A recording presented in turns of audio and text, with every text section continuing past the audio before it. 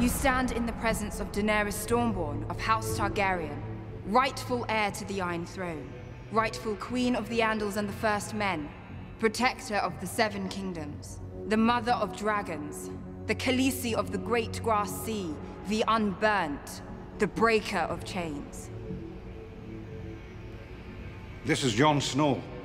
Hey, what's going on? Welcome to this week's episode of us reviewing Game of Thrones. Twitter's going crazy, but first, it's from Kay. So far, Cersei is winning 2-0. I hope in the end it comes down to her losing to a 3-1 lead. Her losing a 3? That doesn't make sense to me. But anyways, what do you guys think about that? I mean, clearly Cersei's just planning better, and I think she knows the way Tyrion thinks. I will say Cersei in this episode was amazing. Like, she was ruthless. I agree, she owned it. I think her planning the revenge against the Martells, exacting the same revenge that they did to her daughter. Cersei was in charge this episode. She was taking everything that was thrown at her and tossing it right back. And you know, even Jaime, if it was up to him, he would have held Casterly Rock. But she's the queen. Mm-hmm.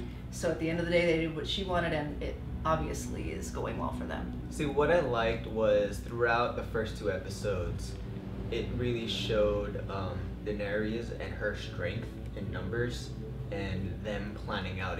They were basically trying to make the show more like a streamlined of we're gonna take over. We're gonna take over everything in one fell sweep. And basically undermining or underestimating, I should say, how smart Cersei is. Alright, the next topic, this is from Thai.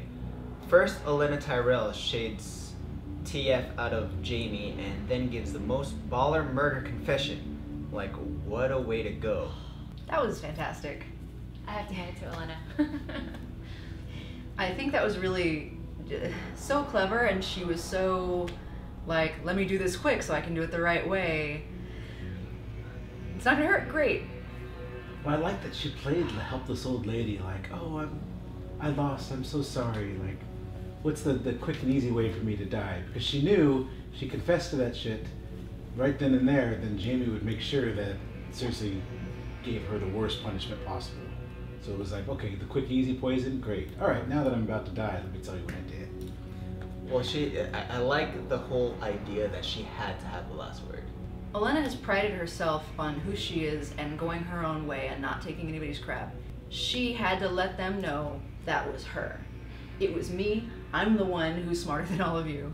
And what a slap in the face to Jaime, who finally started buying into Cersei's crap about Tyrion.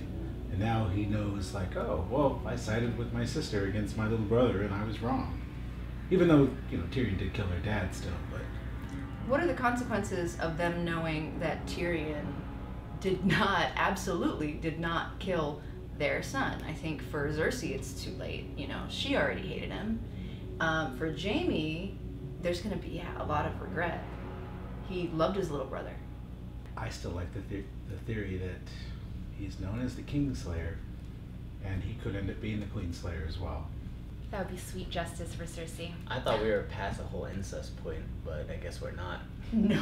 Not? Never. Wow. Just saying. In that way, I suppose he's already the Queenslayer, but in this way, literally. Took you a good 5 seconds, but okay, well, moving on. Caution signs not to ignore. A Lannister asked for an extension on their debt. That's the same thing. This is from Sir Jaime Lannister. Her delaying the debt thing, that's because they were going to go take the money from the Tyrells. But, I mean, it's one of those, they've been borrowing money since season 2. And are the Bravosi really this, I don't want to say gullible, but why do they keep buying into the Lannister nonsense? Because she has a sharp tongue, just like her father. I don't buy it. No pun intended. I don't buy it. I feel like the Bravosi have their own agenda, and that they may be they may make it look like they're giving Cersei one last chance, but they could also be like, well, we're really going to do our own thing and collect our money however we see fit at this point, because we've waited years and years and years, and your family is full of shit. all we have is you saying that you always pay your debt. The Braavosi always do hedge their bets, and in fact, that's why Highgarden was able to come in so strongly the way they did a few seasons ago. And because of uniting Joffrey with Highgarden, that's why that debt was paid.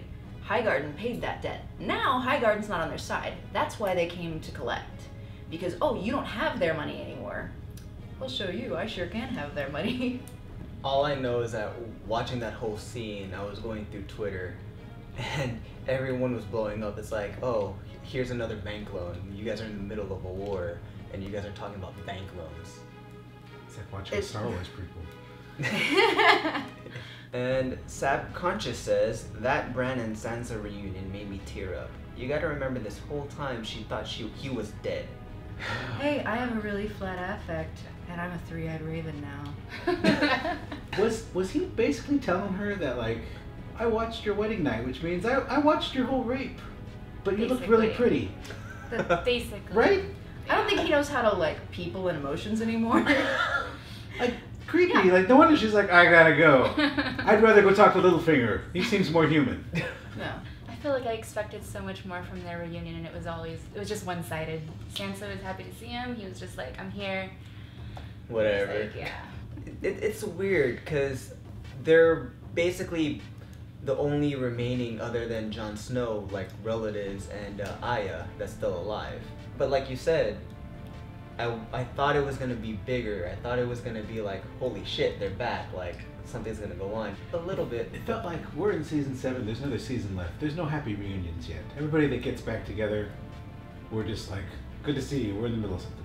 Let's keep this moving. Yeah. That's what it felt like. For that whole situation, you know, Jon was hesitant to leave for a reason. He warned Sansa for a reason. He warned Littlefinger about laying a hand on Sansa for a reason.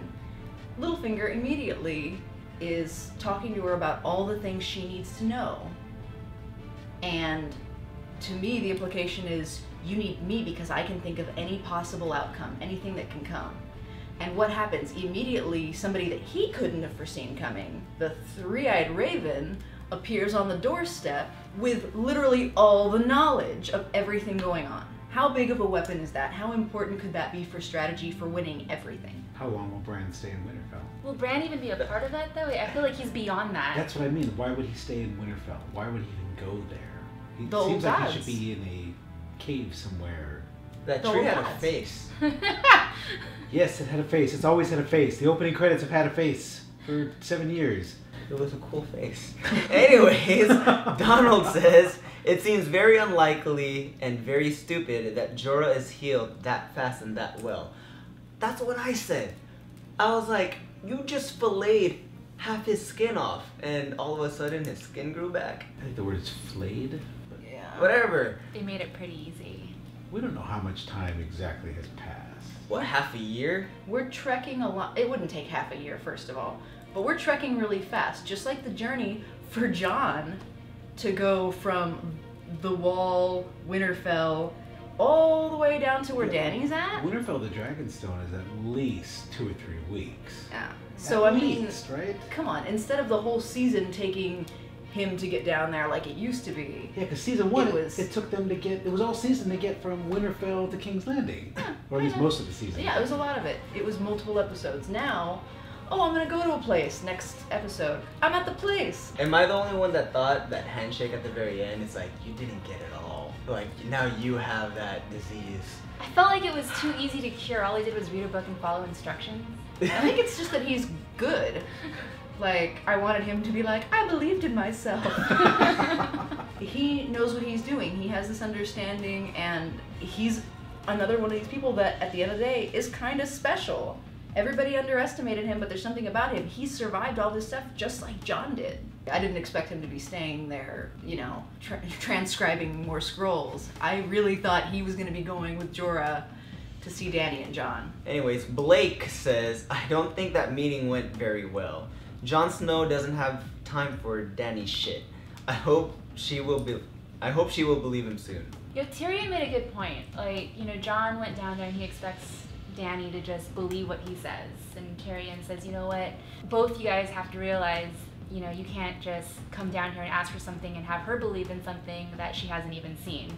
And vice versa. He told Dany, like, you know what, have a little bit more faith. Getting a weird, like, romantic comedy vibe here, where Tyrion is this common friend that's trying to set them up, and they're both the same person, but they don't see each other's point of view, but as soon as they give each other a chance, it'll happen. Oh no. Because am I the only one that just sees these two really stubborn people that get in the room and they're fighting with each other? Ice and fire Like, in this episode? I was a little disappointed, like, oh, please tell me that's not the angle we're going, because it's really obvious. I saw so much more emphasis on the grandeur of what she does versus the simplicity of what he does. From their introductions, where it was really, really obvious, you know, her is long drawn out, oh, Jon Snow. She goes in there and she's talking and she's telling him and she's telling him, and he doesn't even really speak up that much. His guy is like, hey, you don't know what he's done. He's done a lot of stuff. He almost, you know, he took a knife in the heart. Shh! Hey, did you guys notice when they said the thing about him getting stabbed? That was weird, right? Come on. No, totally didn't notice. It was really not obvious, that bit. Which I thought Melisandre would have said something about that, but I guess that's all under wraps. I thought she was going to be involved a lot more. I thought she would show up. I think she's seen what they're supposed to be together. She's like, well, I can't be involved. It has to happen naturally. I'm out of here. So she's a real matchmaker? I think she knows they have to work together to fight the walkers. And she knows that it's not going to happen if she's sitting there pushing and prodding. Because she's done that before and it all blew up in her face. And she would probably make things worse no matter what. What are the odds that Sir Davos is going to be able to not kill her if he sees her? There's already enough tension in that room between Sir Davos and Tyrion. Because everyone keeps forgetting that Sir Davos lost children in the Battle of the Blackwater and hates Tyrion for unleashing the, what's it called? The Green Fire? Oh, that's right.